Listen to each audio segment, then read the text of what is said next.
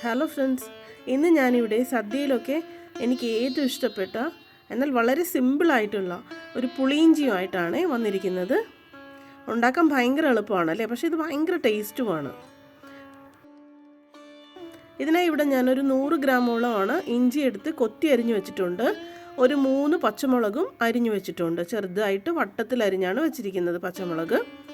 ഇഞ്ചി കൊത്തി അരിഞ്ഞിട്ടുണ്ട്. പിന്നെ ഒരു നാരങ്ങ വലുപ്പത്തിൽ പുളി എടുത്ത് വെള്ളത്തിലിട്ടിട്ടുണ്ട്.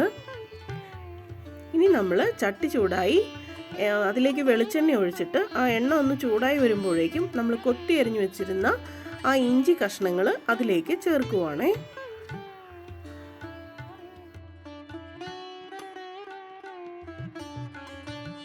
അതിനോടൊപ്പം തന്നെ ആ പച്ചമുളക് കൂടി നമ്മൾ അതിലേക്ക് ചേർക്കുവാണ്. ഇനി ഇത് രണ്ടും ആ എണ്ണയിൽ കിടന്ന് ഒന്ന് മൊരിഞ്ഞു വന്നോട്ടെ. ഇടയ്ക്കൊന്ന് ഇളക്കി കൊടുക്കണം. ഞാൻ ഇഞ്ചി പിഴിഞ്ഞൊന്നും എടുത്തിട്ടില്ല. ഇഞ്ചിയുടെ സത്ത് നമുക്ക് കറിയിൽ ഇരുന്നോട്ടെ എന്ന് വിചാരിച്ച് തന്നെ അത് അങ്ങനെ തന്നെ എടുത്തിട്ടുള്ളത്. അതുകൊണ്ട് തന്നെ ചിലപ്പോൾ ചെറുതായിട്ടൊന്ന് ഒട്ടിപ്പിടിക്കാം. അതൊന്ന് ഇളക്കി കൊടുത്താൽ മതി. നമ്മൾ ആ വെള്ളത്തിലിട്ട് വെച്ചിരുന്ന പുളി ചെറിയൊരു ചൂടുവെള്ളത്തിലിടുവാണെങ്കിൽ കുറച്ചും കൂടി എളുപ്പമുണ്ടേ.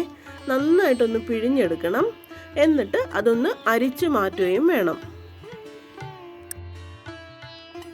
ഇനി ആ ഇഞ്ചിയും പച്ചമുളകും മൊരിഞ്ഞു വന്ന് തുടങ്ങുമ്പോൾ നമുക്ക് അതിലേക്ക് ഒരു നുള്ള് മഞ്ഞൾപ്പൊടി ഇടാം.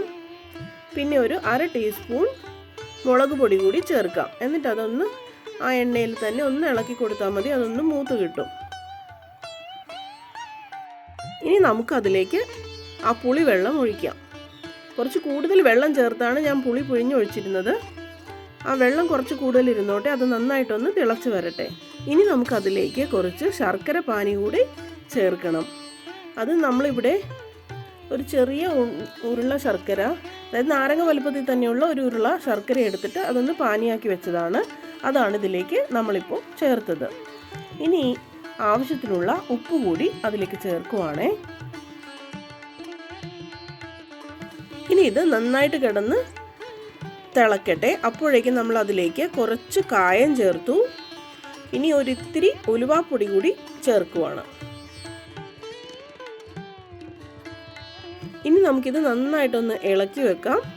അതിനുശേഷം ഇത് നന്നായിട്ടിരുന്ന് തിളക്കട്ടെ. തിളച്ച് അത് വറ്റി വരണം. അപ്പോഴേക്കും ആ ഇഞ്ചിയുടെ സത്തൊക്കെ കുറുകി കണ്ടോ, നന്നായിട്ട് ആ പുളിയും മധുരവും എല്ലാം കൂടെ ചേർന്ന് ആ പുളിയിഞ്ചി നന്നായിട്ട് കുറുകി വരുന്നുണ്ട്. ഈ ഒരു സ്റ്റേജിൽ തന്നെ നമ്മളിത് തീ ഓഫ് ചെയ്യുവാണ്. പ്രത്യേകിച്ച് ചട്ടി ആയതുകൊണ്ട് തന്നെ പിന്നെ ഇരുന്ന് കുറച്ചുകൂടി കുറുകും. ഇനി നമുക്കിതൊന്ന് താളിച്ച് ചേർത്താൽ മാത്രം മതി. കടുക് പൊട്ടിച്ചിട്ട് അതിലേക്ക് കറിവേപ്പിലയും ഉണക്കമുളകും ഒക്കെ ഇട്ട് താളിച്ച് നമ്മൾ ഈ കറിയിലേക്ക് ചേർക്കാൻ പോവുകയാണ്. അങ്ങനെ നമ്മുടെ പുളിയിഞ്ചി ഇവിടെ റെഡി ആയിട്ടുണ്ട്. വളരെ ടേസ്റ്റിയാണ്, സിമ്പിളുമാണ്. എല്ലാവരും ചെയ്ത് നോക്കണേ. താങ്ക്